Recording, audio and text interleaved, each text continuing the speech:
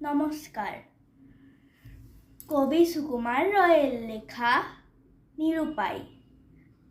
বছি বছরের পয়লা তারিখে, মনের গাতায় রাখিলাম লিখে, সহজে উদরে ধরিবে যেতুক, সেইটুকু খাবো, হব না পেতুক।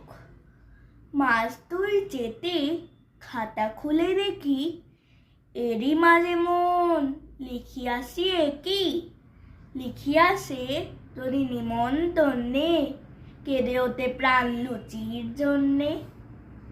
উচিত হবে কি কালানো তাহারে, কিংবা যখন বিপুর আহারে, তেড়ে দেয় পাতে পোলাও, কালিয়া, পায়েস অথবা রাবড়ি ধারিয়া। তখন কি করি আমি নিরুপায়, দাঁড়াতে না পারি, বলি আয় আয় ঢুকে আয় মুখে দুয়ার ঠেলিয়া, উদার রইছি উদর মেলিয়া। নমস্কার।